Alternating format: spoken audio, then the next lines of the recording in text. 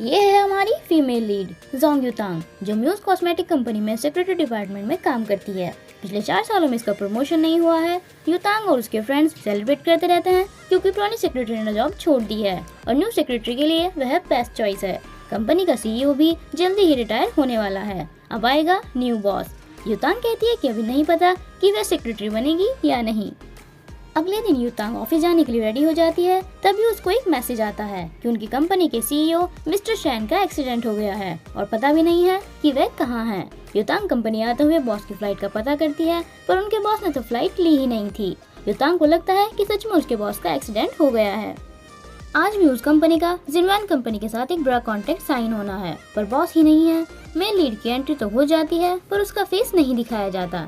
वह सबको चुपकर काम में लगे हुए देखता रहता है। युतांग ऑफिस स्टाफ के साथ मिलकर प्लानिंग करती है कि वे जिनवान कंपनी के प्रेसिडेंट को पता नहीं चलने देंगे कि उनके बॉस यहाँ नहीं है और ये कॉन्ट्रैक्ट कंपनी के लिए बहुत इंपॉर्टेंट है, तो इस मीटिंग को आज सक्सेसफुल करना पड़ेगा। और अगर कोई बॉस के बारे में पूछे तो कह देना फ्लाइट लेट है। जिनवान कंपनी के प्रेसिडेंट वांग भी वहाँ आ जाते हैं। प्रेस वाले भी वहाँ पहुँच जाते हैं। युतांग सिचुएशन हैंडल करने की कोशिश करती है। प्रेस वाले पूछते हैं कि क्या सच में उनके बॉस मिसिंग हैं। युतांग कुछ भी बताने से मना करती है और हेल्प के लिए रिटायर्ड डायरेक्टर मिस्टर होंग को बुलाती है और प्रेस वालों से कहती है कि ये बॉस का ही ऑर्डर है। प्रेसिडेंट वांग से पूछते हैं कि क्या उसके पास कोई प्रूफ है। फ्लैशबैक में दिखाते हैं कि युतांग पहले ही बॉस का अकाउंट हैक करवाकर अपने आप को मैसेज करवा लेती है, जिसमें लिखा होता है कि फ्लाइट लेट है, मिस्टर होंग संभाल लेंगे। युतांग सबको मैसेज दिखा देती है। शो का मेन लीड ये सब देखकर स्माइल करता रहता है। प्रेसिडेंट वांग कहते हैं कि उन्हें कंपनी के बॉस मिस्टर सेन से ही बात करनी है। युतांग को टेंशन हो जाती है और वे सिचुएशन नहीं संभाल पाती। तभी उसके बॉस मिस्टर शेन वहाँ आ जाते हैं। युतांग उन्हें देखकर शॉक हो जाती है। मिस्टर शेन मिस्टर वांग से लेट आने के लिए सॉरी बोलते हैं। युतांग कंफ्यूज होकर उन्हें देखती रहती है। सब लोग मीटिंग रूम में चले जाते हैं।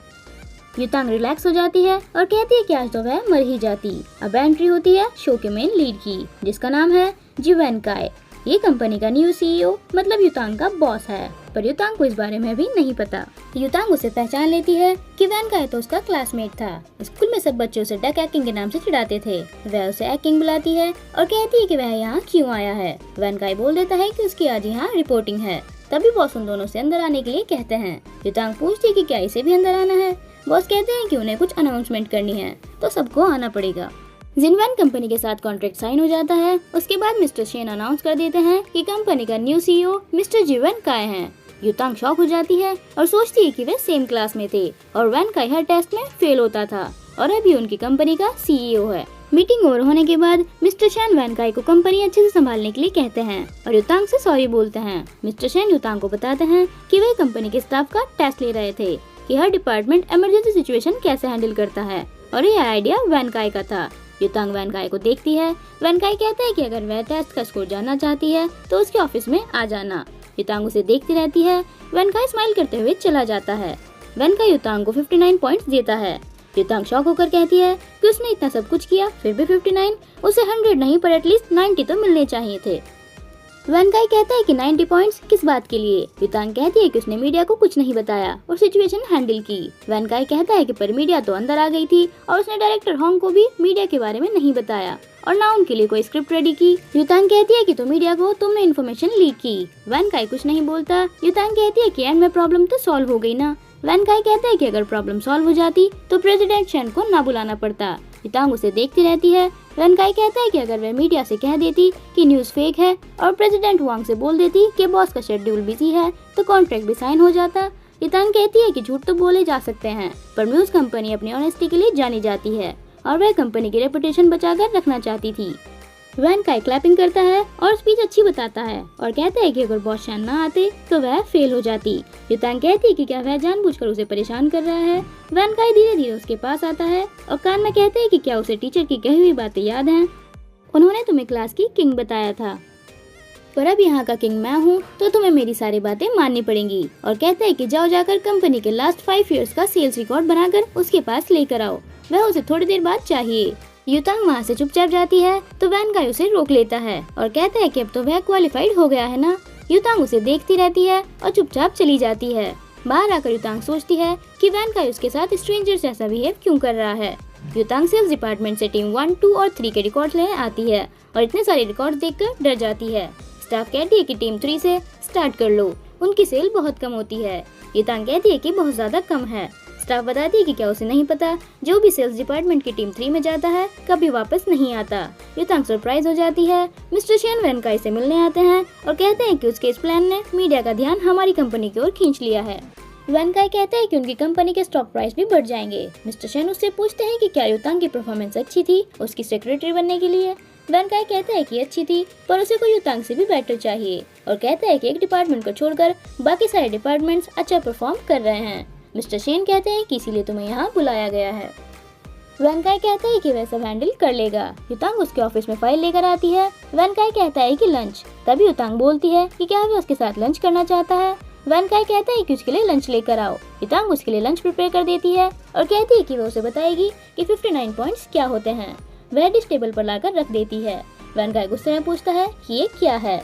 युतांग बताती है कि एग राइस है और उसे स्कूल टाइम में एग्स बहुत पसंद थे, उसे सब याद है।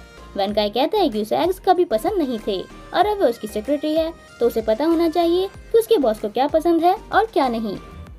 युतांग कहती है कि वह लंच दोबारा ले आएगी। युतांग वहाँ से जाती है तो वैनकाई उसे रोक देता है और कहता है कि अपने लंच का मैटर वह खुद देख लेगा और उसके पास आकर कहता है कि उसे पता चल गया कि उसे क्या चाहिए। युतांग टर्न करती है।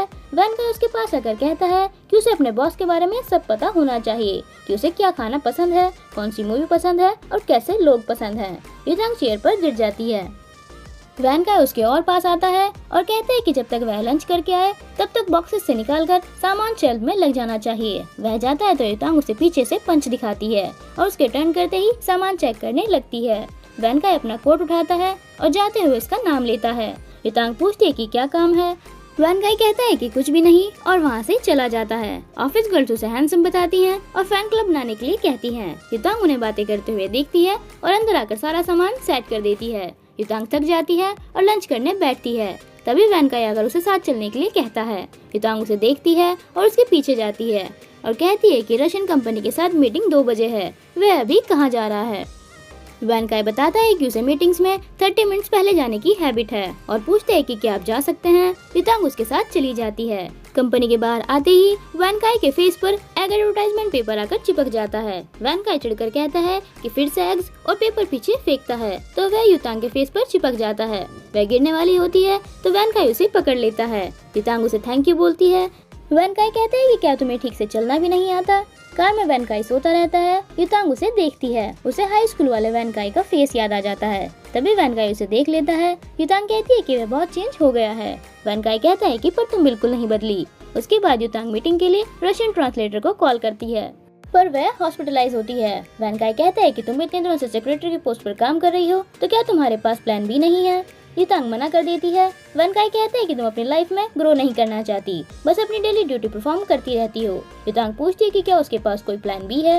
वैनकाई किसी को कॉल करता है। ये है आयशा, जो अब न्यूज कंपनी में रशियन ट्रांसलेटर का काम करेगी।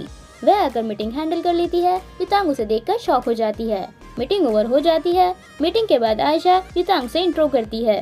युतांग उसे अर्जेंटली बुलाने के लिए सॉरी बोलती है।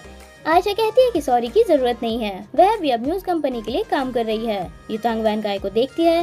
वैनकाई बताता है कि उसे पता था कुछ प्रॉब्लम होगी तो उसने प्लान भी रेडी कर लिया था। वैनकाई आयशा को ऑफिस चलकर बात करने के लिए कहता है। युतांग उन्हें साथ में जाते हुए देखती रहती है और सोचती है कि आयशा कंपनी में किस पोस्ट पर काम करेगी। ऑफिस में आयशा को वैनकाई के साथ देखकर युतांग कहती है कि मुझे आयशा से बेटर परफॉर्म करना पड़ेगा और काम में लग जाती है। वैनकाई आयशा से फाइल्स मांगता है जो उसने उसे प्रिपेयर करने के लिए कहा था। आयशा उसे फाइल दे देती है। आयशा के ऑफिस से बाहर आने पर युतांग अंदर आती है और उसे फाइल्स देती है जो उसने प्रिपेयर करने के लिए कहा था। वैनकाई फाइल देकर उसे डस्टबिन में डाल देता है।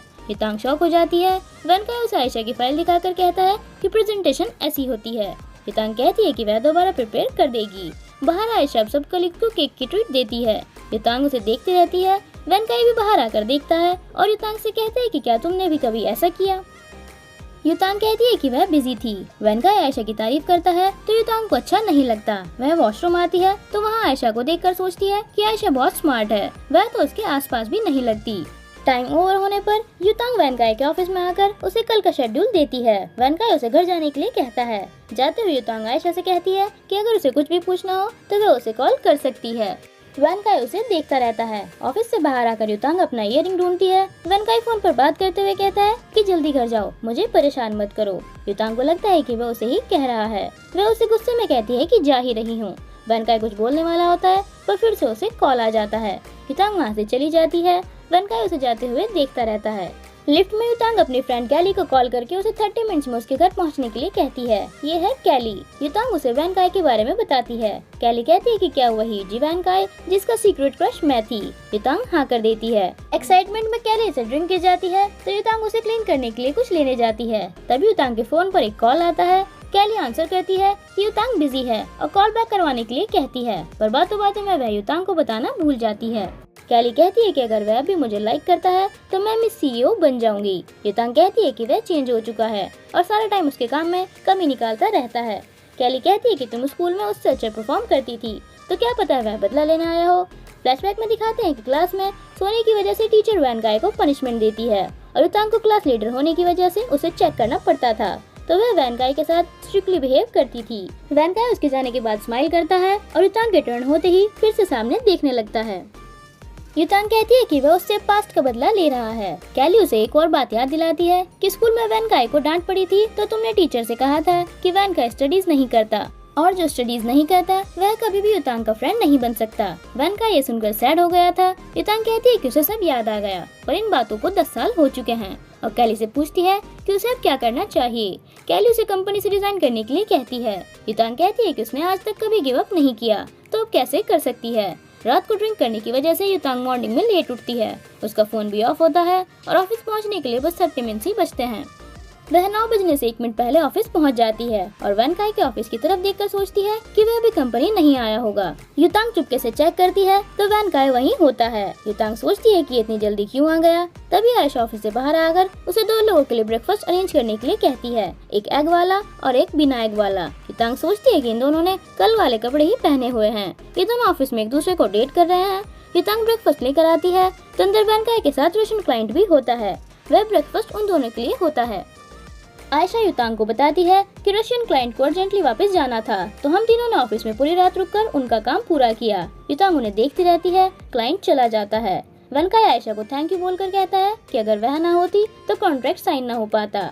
युतांग उनसे कहती है कि तुम दोनों ने पूरी रात काम किया, पर वह भी उनकी सेक्रेटरी है तो उन्होंने उसे क्यों नहीं बताया। वे दोनों एक दूसरे को देखते हैं। आयशा कहती है कि उन्होंने कॉल किया था। युतांग बताती है कि उसके पास तो कोई कॉल नहीं आया। वह अपना फोन चेक करती है तो उसमें एक कॉल आया होता है। आयशा उसे बताती है कि किसी लड़की ने कॉल रिसीव की थी और कॉल बैक करने के लिए कहा था। उन्होंने उसकी कॉल का वेट किया पर कोई कॉल नहीं आई। उन्होंने थोड़ी देर बाद फिर से कॉल की थी पर फोन ऑफ था। युतांग अपनी आईज क्लोज कर लेती है। वैनकाई कहते हैं कि अब तुम्हें क्या पनिशमेंट मिलनी चाहिए। युतांग आयशा को देखती है और कहती है कि अब तुम्हें मेरी जरूरत नहीं है तो मैं रिजाइन कर दूंगी। वैनकाई कहते हैं कि वह सच में रिजाइन करना चाहती है और आयशा से काम पर चलने के लिए कहता है। ऑफिस में वैनकाई युतांग को उसकी फाइल दिखाकर कहता है कि उसने कंपनी के साथ रेजिग्नेशन के बाद 3 इयर्स का कॉन्ट्रैक्ट साइन किया हुआ है, नहीं तो उसे कंपनी को $1 मिलियन पे करना पड़ेगा। युतांग कहती है कि वे रिजाइन नहीं कर सकती इसका मतलब। वैनकाई उसकी लाइन पूरी करता है और कहता है कि इसका मतलब है कि वह 3 इयर्स तक कंपनी को छोड़कर नहीं जा सकती, उसे उसके साथ काम करना पड़ेगा और ये मैं ही डिसाइड करूंगा कि तुम्हें कंपनी से जाना है या रुकना है। युतांग शॉक होकर उसे देखती रहती है। वैनकाई उसे बताता है कि कल से उसकी चीफ सेक्रेटरी की पोस्ट पर वह नहीं आयशा काम करेगी और उसे सेल्स डिपार्टमेंट की टीम 3 में ट्रांसफर किया जा रहा है। युतांग फिर से शॉक हो जाती है। वैनकाई उसे देखता रहता है। युतांग कहती है कि मुझे सेल्स के बारे में कुछ भी नहीं पता, तो मैं वहाँ कैसे काम करूँगी। वैनकाई कहता है कि यहाँ का किंग मैं हूँ, तो तुम्हें मेरी बात माननी पड़ेगी, तुम्हें वही करना होगा जो मैं कहूँगा। और कहता है कि मुझे नहीं पता था कि तुम्हारी लाइफ में ये दिन भी आएगा। फ्लैशबैक में दिखाते हैं कि यही डायलॉग स्कूल में तो युतांग ने वैनकाई को कहा था। युतांग कंफ्यूज हो जाती है। ये है सेल्स डिपार्टमेंट की टीम 3 की जगह, जो कंपनी की सबसे वर्स्ट टीम है। युतांग कहती है कि वह वैनकाई से इस बात का बदला जरूर लेगी। युतांग अंदर आकर इमेजिन करती है और कहती है कि डिपार्टमेंट तो बहुत अच्छा है। इमेजिनेशन खत्म होते ही वह देखती है कि वे लोग काम की जगह गेम खेल रहे हैं। मम्मीज अपने बेबी से बात कर रही हैं। युतांग उनसे पूछने जाती है तो वह कहती है कि उन्हें नींद आ रही है। युतांग सबसे पूछती है कि डिपार्टमेंट का चीफ कौन है। सब एक को पॉइंट कर देते हैं। युतांग उसके पास आती है। चीफ उससे पूछती है कि क्या उसे कॉफी चाहिए। युतांग कहती है कि आप परेशान मत हो, मैं कॉफी बनाकर लाती हूँ। वह उसे 5 स्पून शुगर पैक लाने के लिए कहती है। युतांग कहती है कि वह समझ गई। वह कॉफी और शुगर पैक्स लेकर आती है तो चीफ शुगर अपने स्वीट बॉक्स में डाल लेती है और कहती है कि 1 महीने में ये खाने के लिए रेडी हो जाएगी। युतांग शॉक होकर उसे देखती है और पूछती है कि उसकी सीट कहाँ है। चीफ कहती है कि जो जगह अच्छी लगे वहीं सेटअप कर लो। युतांग कंफ्यूज हो जाती है और लाइट बल्ब को देखती रहती है जो ब्लिंक होकर बंद हो जाता है। युतांग अपना आईडी कार्ड देखकर कहती है कि क्या उसका फ्यूचर भी इसी लाइट बल्ब की तरह हो जाएगा। ऑफिस में वैन का गेम खेलते हुए कहता है कि अब सब कुछ रेडी है और ऐसे से सारे एम्प्लॉयज की इन्फॉर्मेशन मांगता है। युतांग ऑफिस बल्ब चेंज कर देती है। बाकी लोग कहते हैं कि अगर उन्हें पता होता कि सेक्रेटरी बल्ब चेंज कर सकती है तो वे उसे पहले ही बुला लेते। युतांग कहती है कि ऑफिस में जनरल सर्विस नाम का भी डिपार्टमेंट है, वे उसे कॉरिडोर का बल्ब भी चेंज करने के लिए कहते हैं। युतांग कहती है कि क्या यहाँ बल्ब बदलने के अलावा और कुछ काम है जो वह कर सकती है। चीफ उससे पूछती है कि थोड़ा देर में लंच टाइम होने वाला है, क्या उसे अच्छे रेस्टोरेंट के बारे में पता है। युतांग कंफ्यूज होकर कहती है कि क्लाइंट रेस्टोरेंट चले जाते हैं पर उन्हें कंपनी में ही एग राइस खाने पड़ते हैं। स्टाफ मेंबर्स आपस में खाने की बातें करते रहते हैं। युतांग कहती है कि इस डिपार्टमेंट का क्या होगा। वे डेली लंच ऑर्डर का टास्क भी युतांग को ही देते हैं। युतांग कहती है कि वह यहाँ बल्ब चेंज करने और फूड ऑर्डर करने नहीं आई है। क्या वे लोग इस ऑफिस भी समझते हैं? तभी वे लोग बॉस के फुट स्टेप्स की आवाज सुनते हैं और काम करने लग जाते हैं। युतांग उन्हें देखकर शॉक हो जाती है। वैन का युतांग से कहता है कि एक वही है जो काम नहीं कर रही। वह सबको काम बंद करने के लिए कहता है और उन्हें बताता है कि वह उनका नया सीईओ है। वह उन्हें काम करने के नए रूल्स बताता है और कहता है कि अगर उन्होंने ऐसा नहीं किया तो उनकी वेकेशंस की सैलरी भी नहीं दी जाएगी। वह चीफ का स्वीट्स बॉक्स दिखता है तो वह कहती है कि इसे रेडी होने में 1 मंथ लगेगा। वैन गाय कहता है कि आज से वह स्पेशली इसी डिपार्टमेंट पर फोकस करेगा। हे गाइस, शो अच्छा लगा हो तो प्लीज चैनल को लाइक सब्सक्राइब करना मत भूलें। Thanks for visiting drama sick.